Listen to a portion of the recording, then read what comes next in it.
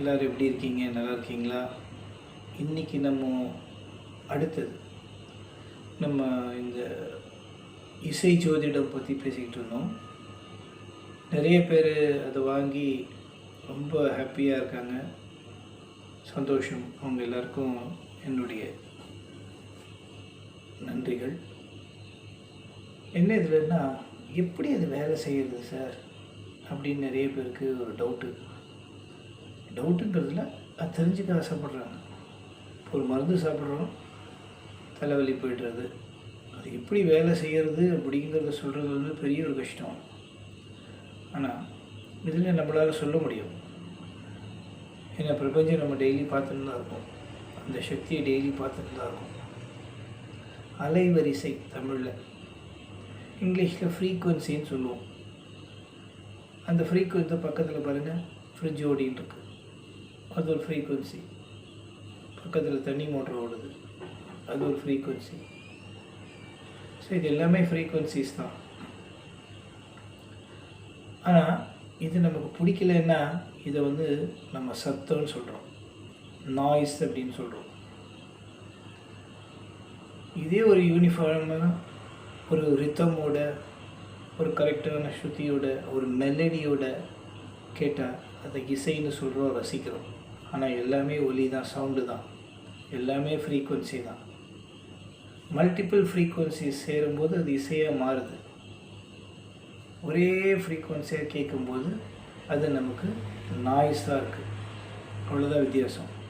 So இப்போ பிரபஞ்சத்துலேருந்து வர ஒரு சத்தம் அது ரொம்ப நாய்ஸாக தான், ஒரே ஃப்ரீக்குவன்சி தான் வந்துட்டுருக்கோம், ஒரே ஸ்பீடில் தான் வந்துட்டுருக்கோம்.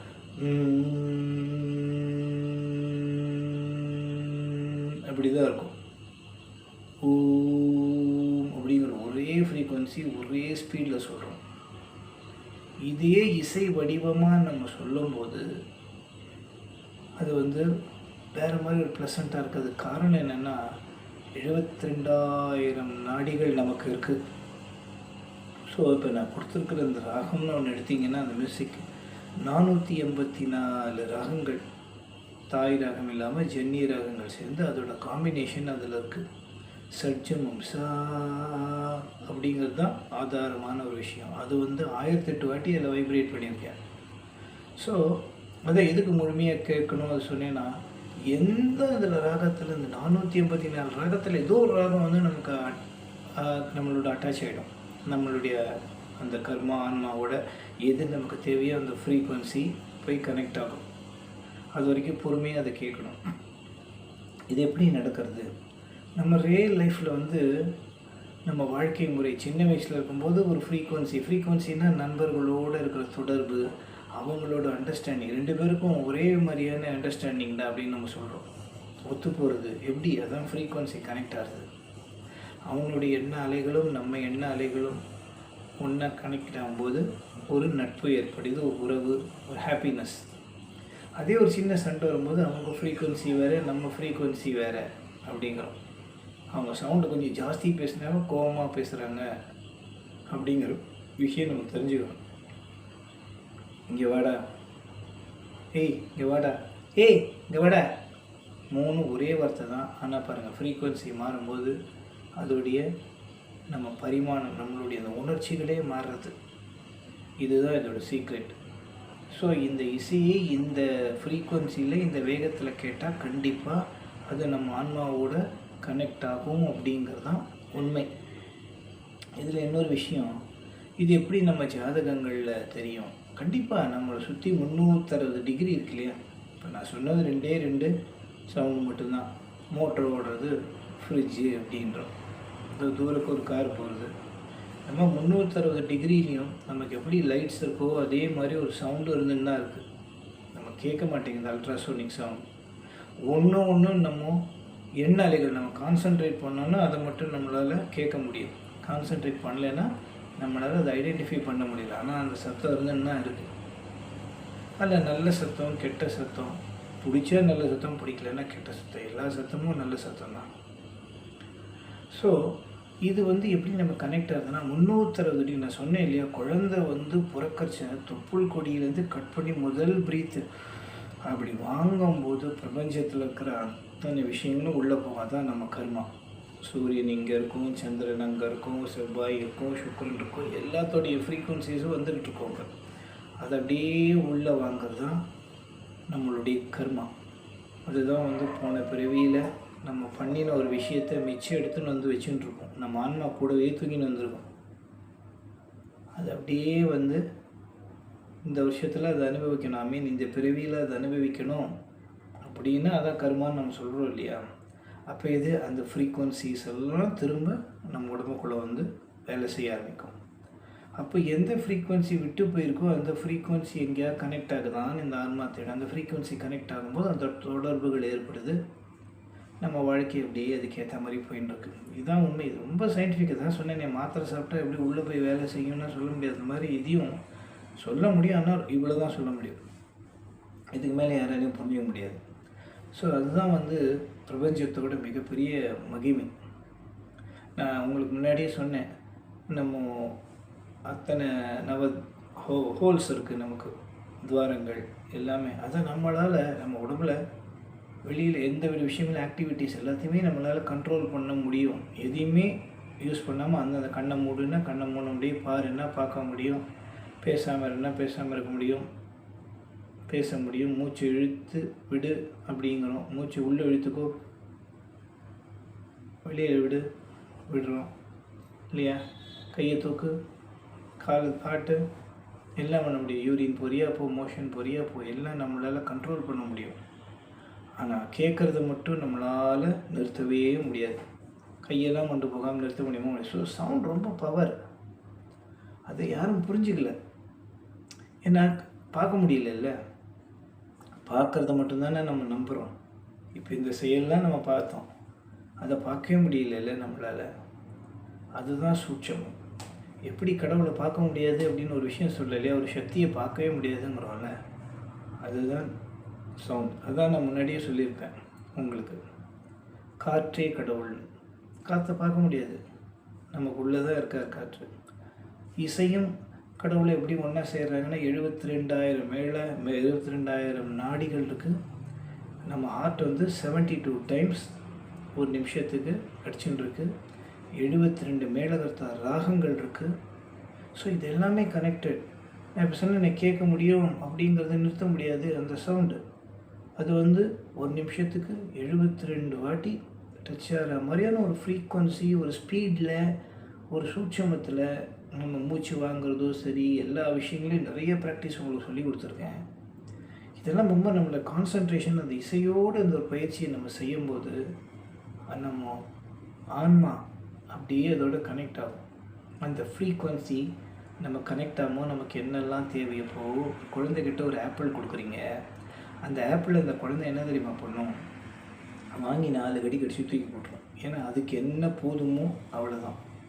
நம்ம அப்படி பண்ண மாட்டோம். ஐயோ 60 ரூபா கொடுத்து வாங்கியிருக்க ஒரு ஆப்பிள் 60 ரூபா, அதை வேஸ்ட் பண்ணக்கூடாதுன்னு கஷ்டப்பட்டு சாப்பிடுவோம். ஏன்னா நம்ம மைண்டில் 60 ரூபா தான் இருக்கும்.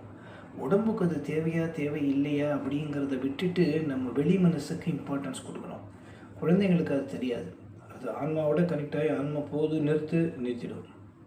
அதான் நம்ம இனிமேல் சாப்பிட்றச்ச ஏப்பம் வந்ததுன்னா நிறுத்திடணும், அதுக்கு மேலே சாப்பிடக்கூடாது. 50% சாப்பிட்றோம், 25% தண்ணிக்கு இடம் கொடுக்குறோம், மிச்சம் 25% காற்றுக்கு ஜீரணமாகறதுக்கு. அதுக்கு பேர் சவுண்ட்லேயே ஹெட்ரூம்னு சொல்லுவோம். ரொம்ப பீக்கில் ரெக்கார்ட் பண்ணக்கூடாது, ஒரு லெவலில் ரெக்கார்ட் பண்ணுவோம். தேவைன்னா ஏற்றிக்கலாம். அதுக்கு நம்ம பீக்லேயே ரெக்கார்ட் பண்ணிட்டு அதுக்கு மேலே ஏற்றினா ஜேரிங் ஆகும், டிஸ்டார்ட் ஆகும். எல்லாத்துக்குமே ஒரு லிமிட்டேஷனுக்கு சேச்சுரேஷன் பாயிண்ட்டுன்னு ஒன்று இருக்குது. அந்த மாதிரி நம்ம கற்றுக்க பழகணும். நமக்கு அதெல்லாம் ஒன்றுமே தெரியல. ஓவர் சவுண்ட் வச்சுன்னு கேட்பான் சில பேர். ஒரு லெவலுக்கு மேலாம் அப்புறம் இரிட்டேட் ஆகும், காதெல்லாம் அடைச்சிடும், தலைவலி வரும், எல்லாம் வரும். எதையுமே மென்மையாக கேட்கணும். அதனால தான் இந்த ஒலியை வந்து இசையாக மாற்றும்போது அதில் வந்து ஒரு மென்மை அப்படிங்கும்போது ஆன்மா வந்து அந்த மென்மையான ஒரு விஷயத்தை தான் புரிஞ்சுக்கோ எடுத்துக்கும். ரொம்ப ஹாப்பியாக இருக்கணும். கஷ்டமான நேரத்துலேயும் மியூசிக் நம்மளுக்கு சந்தோஷத்தை கொடுக்குறது. ரொம்ப கஷ்டமாக இருக்கிறவங்க கூட என்ன பண்ணுவான், டக்குன்னு ஒரு டாக்டரோ நர்ஸோ வந்தால் கூட ஒரு சிரிப்பான், ஒரு ஸ்மைல். அதுதான் ஃப்ரீக்குவன்சி கனெக்ட் ஆகுது. ஒரு பாசம், பரிவு அப்படிங்கிற ஒரு விஷயம். இதெல்லாம் கண்ணால் பார்க்குறதுனால நம்ம புரிஞ்சிக்க முடியும். இசை பார்க்க முடியாதனால நம்ம இவ்வளோ விஷயங்கள், இவ்வளோ உணர்வுகள் எல்லாமே அந்த இசையில் இருக்குது. Music brings all together, laugh, cry and திங்க்னு சொன்னேன். எல்லாரையும் ஒன்றா சேர்க்கும் மியூசிக். எல்லாரையும் சிரிக்க வைக்கும், எல்லாரையும் அழ வைக்கும், எல்லாரையும் யோசிக்க வைக்கும், நல்ல எண்ணங்களை யோசிக்க வைக்கும். இதுதான் அதோட பவர். இதுக்கு லிரிக்ஸ், வார்த்தைகள் தேவையே இல்லை. புரியுதோ புரியலையோ நம்ம சுப்ரபாதம் எல்லாம் கேட்டுன்னு தான் இருக்கும். ஏன்னா அந்த ஃப்ரீக்வன்சி கனெக்ட் ஆகுது. ஸோ அதனால் இந்த இசை ஜோதிடம் அப்படிங்கிறது வந்து மைன்யூட்டாக ஒவ்வொருத்தருக்கும் ஒன்று ஒன்று இருக்கும். நான் சொல்லியிருக்கேன் முன்னாடி, இந்த கைரேகை வேறு வேறு அப்படின்னு ஒவ்வொருத்தருக்கும் ஒன்று ஒன்று இருக்கிறச்ச உன்னோட கர்மா என்னங்கிறத மைன்யூட்டாக அந்த டிகிரிஸில் கண்டுபிடிச்சி அதற்கான ராகாவை நீ எப்படி வைப்ரேட் பண்ணணும் அப்படின்னா நம்ம ஆன்மா அதை கான்சன்ட்ரேட் பண்ணும்போது நம்ம ஆராஸ் நம்மளை சுற்றி 7 லேயர் இருக்குன்னு சொல்லியிருக்கேன். இது எல்லாமே கனெக்ட் ஆகி நமக்கான வேலையை செய்யும். உடல் ரீதியாக, மன ரீதியாக, நம்ம கர்மா என்னவோ அத்தனையும் அந்த மியூசிக்கால் செய்ய முடியும். ஸோ ஃப்ரீக்வன்சின்ற வார்த்தையை மறக்கக்கூடாது. இன்றைக்கி நம்மெல்லாம் ஃப்ரீக்வன்சி கனெக்ட் ஆகிருக்கோம். கேளிக்கை சித்தர்னு ஒரு ஃப்ரீக்வன்சியோட நம்ம கனெக்ட் ஆகிறோம். யார் என்ன ஏதுன்னு யாருக்கும் தெரியாது. ஆனால் அந்த கேளிக்கை சித்தர்னு அந்த வார்த்தையை சொல்லும்போது அந்த ஃப்ரீக்வன்சியோட நம்ம எல்லாம் கனெக்ட் ஆகிறதுனால இன்றைக்கி ஒரு ஃபேமிலியாக இருக்கும். அந்த மாதிரி எல்லா விஷயங்களுமே இன்றைக்கி உங்கள் நண்பர்கள் ஸ்கூலில் படிக்கும்போது ஒன்று, காலேஜில் படிக்கும்போது, வேலைக்கு போகும்போது, கல்யாணம் ஆனதுக்கப்புறம் வேறு ஊருக்கு போனால் எல்லா இடத்துலையும் போய் நம்ம மாறுறோம் இல்லையா? அது எப்படி அந்த ஃப்ரீக்வன்சியோட கனெக்ட் ஆகும், அந்த கிளைமேட்டோடு கனெக்ட் ஆகும் இல்லையா? எல்லாமே ஃப்ரீக்வன்சி தான். ஒரு புது இடத்துக்கு போகிறோம், தூக்கமே வரலன்னு ஆன்மா கனெக்ட் ஆகிடுச்சுன்னா தூக்கம் வரும். நான் எங்கே போனாலும் 2 நிமிஷத்தில் தூங்கிடுவேன். படுக்க வச்சிங்கன்னா எங்கே போனாலும் தூங்குவேன். ஸோ ஃப்ரீக்வன்சி இமீடியட்டாக கனெக்ட் பண்ணுற அந்த எனர்ஜி, அந்த சக்தி, அந்த ஒரு சூட்சமாக வந்து நம்ம கற்றுன்ட்டோன்னா இருக்கிறதே எதுவும் சந்தோஷம் சொல்லுங்கள். நிம்மதியாக தூங்குறது தானே. நிம்மதி இல்லை அதை தானே குடிச்சிட்டு தண்ணி அடித்து அது ஏன்னா அவன் நிம்மதியை தேடும்போது தூக்கம் தான் ஒரு நிம்மதி. ஏன்னா நம்ம தூங்குறச்சு தான் நம்ம ஆன்மா வந்து வெளியில் போய் மற்ற விஷயங்களை வந்து ப்ரிப்பேர் பண்ணிட்டு வரும். நீங்கள் படுக்கும்போது ஒரு டைரெக்ஷனில் படுத்துக்கிங்க, எழுந்துக்கும் போது வேறு டைரெக்ஷனில் எழுந்துக்கிறீங்கன்னு வச்சுக்கோங்க. எப்படி உங்களுக்கு தெரியாமல் திரும்பி படுத்தீங்க? நம்ம ஆன்மா வெளியில் போய் வேலை செஞ்சுட்டு திரும்ப உள்ளே வந்து அந்த அதிர்வில் நம்ம திரும்புவோம். நமக்கு தெரியாது. அது வீக்கான ஆன்மா வெளியில் போச்சுன்னா திரும்ப உள்ளே வர முடியாது, இறந்துடும். தூக்கத்துலேயே இறந்துட்டா அப்படிங்கிறோம் பார்த்தீங்களா? அது காரணம் அந்த ஆராஸ் பிளாக் பண்ணிவிடும். நெகட்டிவ் தாட்ஸ், பயம் இதெல்லாம் வந்து திரும்ப வெளியில் போனதை உள்ளே வர விடாது. ஸோ இதெல்லாம் நம்ம எல்லாமே சூட்சமாக தெரிஞ்சுக்கணும். அதாவது நான் இந்த மியூசிக்கை கேட்கும்போது தூக்கம் வரும் அப்படின்னு நான் சொன்னேன். அது காரணம் என்னென்னா நம்ம ஆன்மா கனெக்ட் ஆகும், அதோட பிரபஞ்சத்தோடு இதை கொண்டு போய் கனெக்ட் பண்ணும். அப்போ கான்சன்ட்ரேஷன் எங்கேயோ போய் விழுந்துடும். அதனால தான் இதை தூங்கும்போது கேளுங்க. வண்டி ஓட்டும்போது கேட்டால் தூங்கிடுவோம், தூக்கம் வரைச்ச படுத்துட்டே கேட்கலாம். அருமையாக இருக்கும், சூப்பராக தூக்குறேன். நிறைய பேர் எனக்கு சொல்லி, சார் தூக்கமே இல்லாமல் இருந்து இப்போ அருமையாக தூங்குறேன் சார். நான் தன்னிலை மறந்த நிலையை இசையால் மட்டுமே நம்ம உணர முடியும். இந்த சூட்சமாக தான் இந்த மியூசிக் தெராப்பின்னு நான் சொல்கிற விஷயத்தில் இருக்குது. உடல் ரீதியாக சொல்லும்போது மியூசிக் தெராப்பின்னு ஒரு விஷயம் சொல்கிறோம். ஆன்மா ரீதியாக சொல்லும்போது இது இசை தியானம்னு நம்ம சொல்கிறோம். எல்லாமே கர்மாக்கு எல்லாமே. இதில் வந்து நான் என்னென்ன இந்த 7 சக்கரங்களை பற்றி ஒன்று சொன்னேன். அது ஒன்றுக்கு ஒரு வைப்ரேஷன் இருக்குது. அந்த வைப்ரேஷனை நம்ம வைப்ரேட் பண்ணும்போது அங்கே இருக்கிற சக்கரங்களில் போய் அதை வைப்ரேட் பண்ணும்போது நமக்கு அது அப்படியே வந்து ஆக்டிவேட் ஆகும். அப்படியே பிளாக் ஆகி நிற்கும். யூஸே பண்ணாமல் இருக்கிறது பிளாக் ஆகி நிற்கும், பயத்தில் நிற்கும், எனர்ஜி இல்லாமல் நிற்கும். இந்த வைப்ரேட் நம்ம பண்ணும்போது என்ன ஆகும், அது ஆட்டோமேட்டிக்காக ஓட ஆரம்பிச்சிடும். மிஷின் கீ கொடுக்குற மாதிரி தான். இப்போ நான் சொன்னேன் மூலாதாரா வைப்ரேட் பண்ணி பாருங்களேன். நம்மளுடைய மூலாதாரா 2 கால்களுக்கும் நம்மளுடைய செக்ஸ் ஆர்கனுக்கு கீழே, இப்போ 2 கால் இருக்குன்னா 2 காலுக்கு கீழே இந்த இடத்துல தான் மூலாதாரா இருக்குது. அந்த மூலாதாரா வைப்ரேட் ஆகும் லம்முன்னு சொன்னீங்கன்னா. அடுத்தது நம்ம செக்ஸ் ஆர்கனுக்கும் நம்ம தொப்புளுக்கும் நடுவில் 2வது சக்கரம் இருக்குது, சுவாதிஷ்டான. அது வந்து நமக்கு பம்முன்னு வைப்ரேட் பண்ணிங்கன்னா அந்த இடத்துல நமக்கு அந்த உணர்ச்சி ஏற்படும். அந்த சக்கரா வைப்ரேட் ஆகும். அதே மாதிரி மணிப்பூரக சக்கரா நம்ம தொப்புலேருந்து ஹார்ட்டுக்கு நடுவில் தான் முக்கியமான விஷயம். நம்ம எல்லாருக்குமே அந்த இடத்துல ரம்முன்னு மூச்சு கண்ட்ரோல் பண்ணி சொல்லுங்கள். அந்த இடத்துல வைப்ரேஷன் ஆகும், அங்கே சக்கரா கிளென்ஸ் ஆகும். கிளென்சிங்னா க்யூர் பண்ணுறோம் அப்படின்னு ஒரு அர்த்தம். அந்த கிளென்ஸ் பண்ணுறோம், அது அந்த இடத்துல நமக்கு ஒரு சக்தியை கொடுக்கும். அடுத்தது நீங்கள் மேலே ஹார்ட் சக்கரா, அந்த ஹார்ட் சக்கராவில் போகும்போது அந்த இடத்துல எம் அப்படின்னு வைப்ரேட் பண்ணிங்கன்னா அந்த ஹார்ட் சக்கரா நமக்கு வைப்ரேட் ஆகும் நெஞ்சு குழியில். அதுக்கப்புறம் நம்ம அதை வந்து த்ரோட் சக்கரா, த்ரோட் சக்கராக்கு அப்படியே இங்கே வரீங்கன்னு வச்சுக்கோங்களேன், ஹம் அப்படின்னா இந்த நெஞ்சு கழுத்து குழியிலேருந்து வைப்ரேட் ஆகும். ஸோ நம்ம த்ரோட் ப்ராப்ளம், இந்த ஃபேஸ் ப்ராப்ளம் எல்லாமே அதனால் நமக்கு ஃபைன் டியூன் ஆகும். அதுக்கப்புறம் முக்கியமானதான் எல்லோரும் சொல்ல தியானத்தில் உட்காச்சு நம்ம நெற்றிக்கண் ஆக்னி சக்கரா இந்த இடத்துல ஓம்னிங்கன்னா இந்த இடத்துல வைப்ரேட் ஆகும், அப்படியே துடிக்கும். இதெல்லாம் விட மேலே வந்து நமக்கு வந்து க்ரௌன் சக்கரா, அதுக்கு வந்து அவும் ஏயுஎம் ஓஎம்மும் ஓம் தான் அவும். அவும்னிங்க நாக்கு மேலே போகும்போது இந்த உச்சந்தலைக்கு மேலே வந்து அது வைப்ரேட் ஆகும் ஓம் அப்படின்னு. ஸோ இந்த 7 சக்கரங்களை வைப்ரேட் பண்ண சீக்ரெட் தான் இந்த மியூசிக்கு கேட்டுன்னு நீங்கள் பண்ணணும்னு நான் சொன்னது காரணம் தான். நம்ம கர்மாவோட ரிலேட் ஆகிற விஷயங்கள், நம்ம உடல் ரீதியாக ரிலேட் ஆகிற விஷயங்கள் எல்லாமே இந்த இசையால், இந்த சவுண்டால், இந்த ஃப்ரீக்குவன்சியால் நம்மளால் ஃபைன் டியூன் பண்ணி நம்மளால் உடல் ஆரோக்கியத்தோட மன ஆரோக்கியத்தோட நிறைய விஷயங்கள் நம்மளால் செய்ய முடியும். இதை நீங்களும் முயற்சி பண்ணி பாருங்களேன், நிச்சயம் வெற்றி நடக்கும். புரியுறதா? நற்பவி நற்பவி நற்பவி.